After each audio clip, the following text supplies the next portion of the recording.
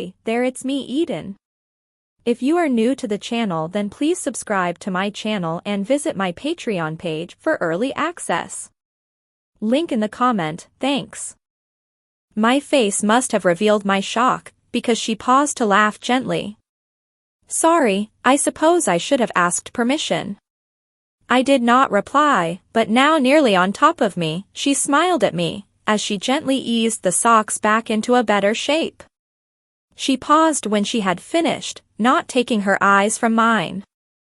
I waited for her to remove her hands, but she kept them cupped around my bra. Then she leant forward, and our lips met. For what seemed an age, our mouths were closed, but I could resist no longer, and pushed my tongue into her mouth. She responded in kind, and I was in heaven. Anita was kissing me. After all the turmoil of the previous night, in my barely awake state, I had achieved my dream of so many years in an instant. She slipped one hand under my bra, and under the sock in it to stroke my already erect nipple, making gentle circular movements that electrified my whole body. I wondered whether to return the compliment, but as I was still resting on my elbows, this was impossible. I closed my eyes, and was in ecstasy. Suddenly she pulled away, and sat on the edge of the bed, facing away from me. Oh dear, that's a complication, she said, running her hands through her hair. She stood up and I felt a pang of bereavement from the loss of my all-too-brief glimpse of nirvana. Complicated? I managed to stutter as a question, pulling myself into a better position. What do you mean? She still would not face me. Well, there's John for a start, she stared at me, as if waiting for a reaction, and the contest, she continued, and then paused to think. And everything. She walked over to the dressing table, and began to brush through her hair. After a while I stood, but did not approach her. Come over here, she said, more brightly, and smiling again. I breathed a sigh of relief. I had not offended her for all time. I'll brush yours through as well. It certainly needs it. We can talk about the complicated stuff later. You mean the kissing and all that? I asked. She nodded, and beckoned me over. I meekly obeyed, still under her spell.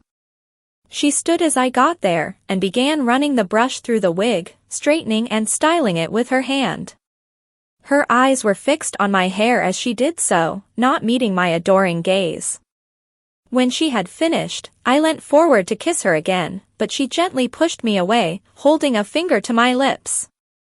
I said we'd talk about that later, she admonished, and I backed away like a forlorn puppy denied its walk. We'd best get down for breakfast, she declared. It's nearly 9 o'clock. Then, looking at my neck, she suddenly exclaimed, "Oh, that's so sweet. You wore it all night." I put my hand to my neck and felt the necklace she had given me the day before. My fingers felt the letters that spelt out as Sarah, as she beamed at me in obvious delight. It had not occurred to me to take any of the jewelry off, but she obviously took this as a sign of devotion. I was not about to disabuse her. She leant forward, and quickly and gently brushed my cheek with her lips. Come on, you'd best borrow this, she said, handing me a pink toweling dressing gown. It hides a multitude of sins in the morning.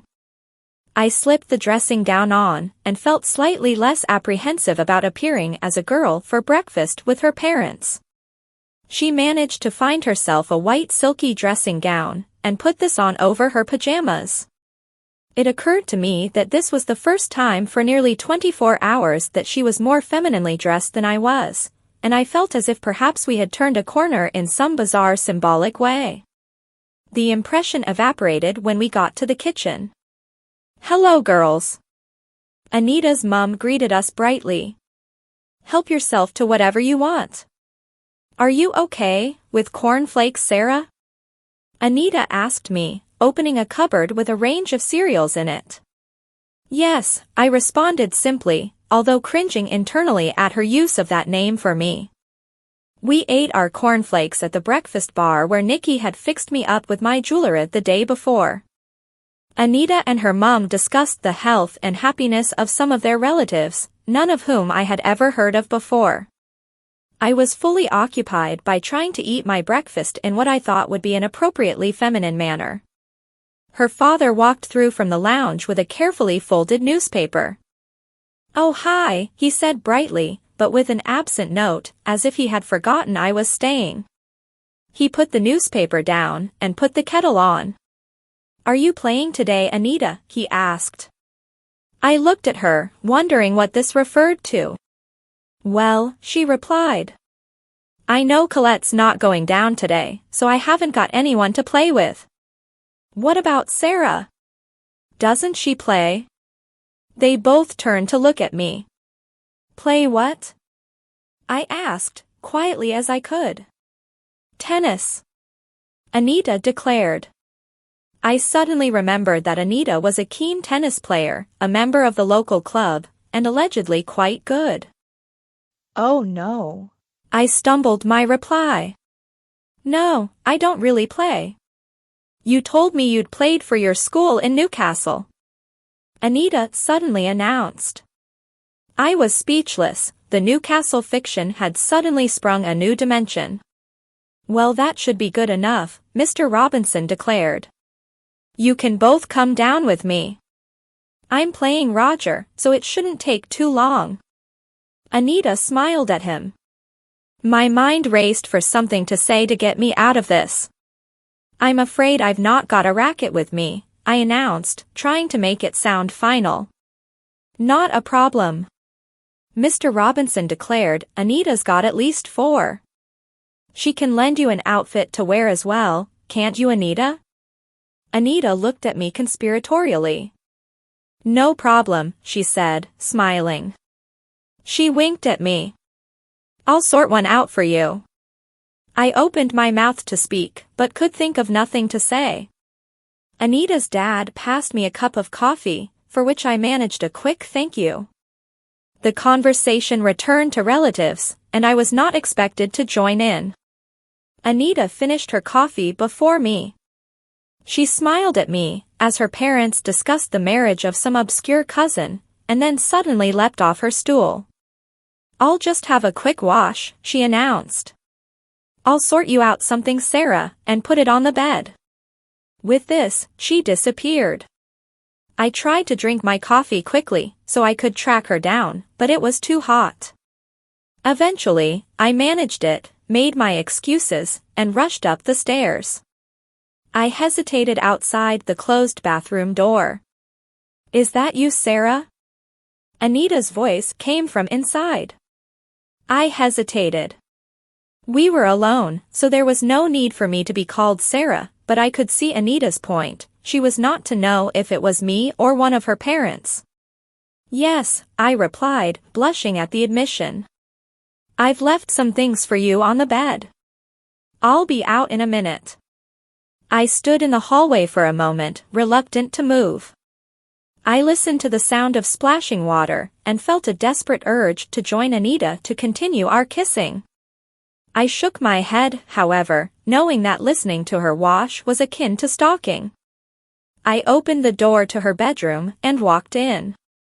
On her freshly made bed was a small pile of clothes. I walked tentatively over, wondering whether they would be as bad as I feared. I noticed the skirt first, white, short and pleated. It lay on the bed, and I imagined it malevolently taunting me that I would have to wear it. My hand moved towards it, and felt the crisp cotton pleats. I lifted it up, and put it to one side. Beneath was a simple white sleeveless t-shirt, with pink piping on the shoulder straps. I shuddered, but realized that it could have been worse. Taking off my nightshirt and letting it drop to the floor, I decided to try on the shirt. I lifted it up, and saw what was lurking beneath. I stopped in shock, and dropped the shirt. Lying there on the bed was a pair of tennis panties that outstripped all the feminine articles I had been cajoled to wear the day before. They were basically white and cotton, but that was not the problem. The problem lay in their decoration. 3 rows of lilac frills were stitched around the back, outrageously and provocatively glaring at me from the bed. I shuddered as I looked at them. Why on earth had Anita decided that these were the sort of thing I would even consider wearing? I considered my options. I had to play tennis, that was fixed. Anita's dad had boxed me into it, and I had been provided with a racket and an outfit. I also had to do so as a girl. I had stayed the night in Anita's room. There was no way I wanted to incur the wrath of her parents by a sudden revelation of my true gender.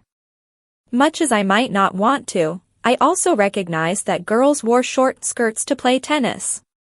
I had seen, and lusted after, many a player during Wimbledon fortnight, and had even at one stage had the famous bare bum poster of the girl tennis player on my wall.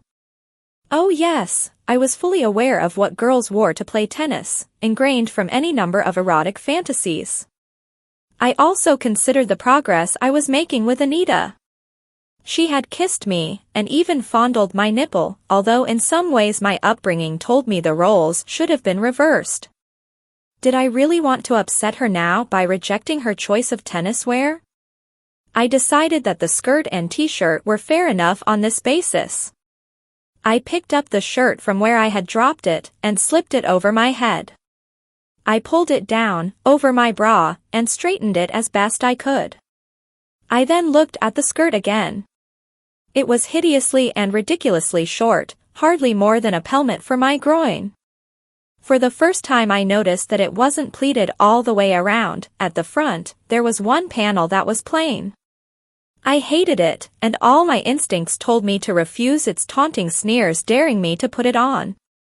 It suddenly occurred to me that if I was wearing this sort of thing, then Anita would be too. If I played tennis against her, I would see her wonderful body displayed in a skirt such as this. Having to wear one myself suddenly seemed a small price to pay. I gingerly picked up the skirt, and, with some hesitation, slipped it on. It was, as I feared, preposterously short. Looking at myself in the mirror, I noticed that even the clinging elasticized knickers I already had on nearly showed, even if I stood rigid and upright. My shame was only mollified by the thought that Anita would soon appear before me looking the same, and all the more attractive for being who she was. Finally, I looked at the knickers. I picked them up and held them out in front of my eyes. Should I put those on as well? A part of me entirely rejected the idea. They were absurdly feminine, screaming girliness from every ruffle of the lilac frill ridges across the bum. Another part of me imagined Anita in those same panties, leaning forward to receive a serve. For some strange reason the thought came into my head that if I wore these, then she would wear something equally provocative. The erotic images this conjured for me began to win the day. Please subscribe for the next part. And visit my Patreon page for early access.